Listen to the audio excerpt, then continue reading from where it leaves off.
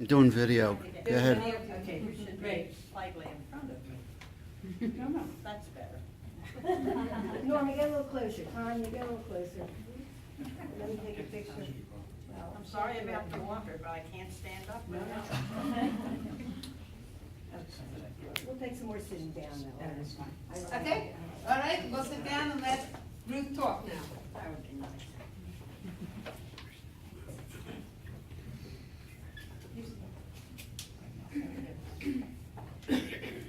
I want to take her to go in and take your food.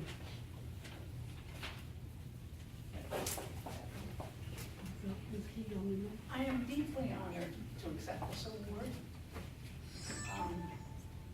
I've received many awards over the years, and each one has a special meaning in some way. This one has two special meanings to me. To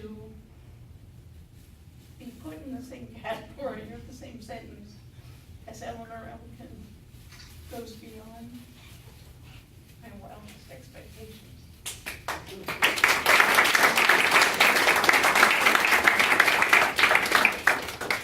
The other thing that this award represents, however, is coming full circle. Because when my son was very young, I had the great good fortune to be referred to Mary Botel, who was the parent educator here 30 years ago. And she sent me information about early intervention services in the city of Philadelphia and allowed me to make a choice of programs that would work for our family. We chose a program that was 20 miles from our home, that we traveled to every Saturday morning for 3 full years. Because our greatest need as a family was to have my husband David involved directly. Mitchell was getting his therapy and I was going to doctor's appointments. And David was getting almost everything secondhand. And although I tried my best to relate to him what was going on, it wasn't the same as being there.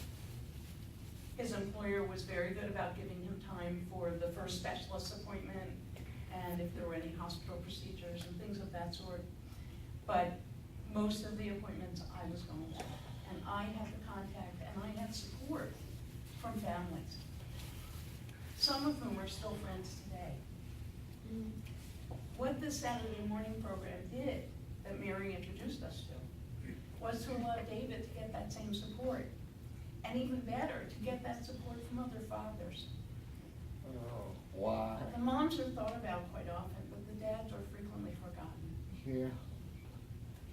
And it was through Mary's help, through the ARC of Philadelphia, even before the split of ARC and PDDC, that we really got our Get start out and here.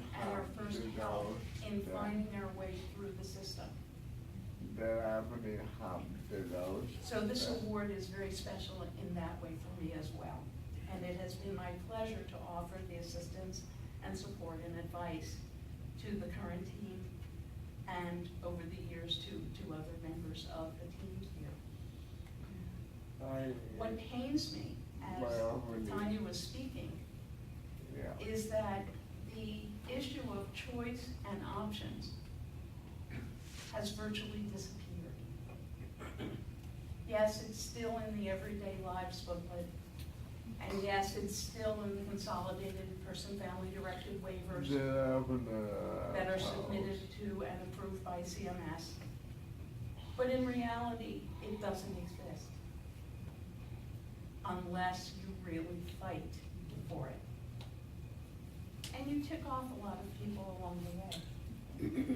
And that's worth it, as long as you're fighting for what you need and what you feel your family needs. My son was included from 5th grade on.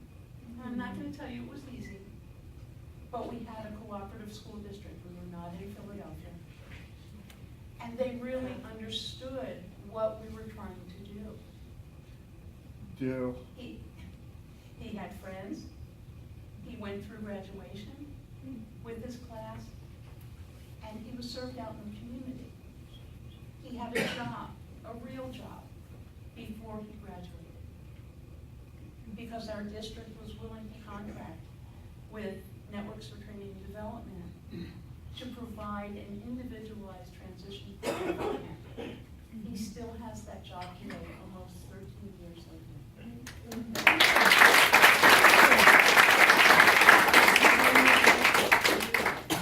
Tanya mentioned that my favorite word in the English language is yet. We don't do that yet. Nobody's ever asked us for that yet. We can't do that yet. When there's a will, there is a way. And together, we have that will to make it that. Thank you.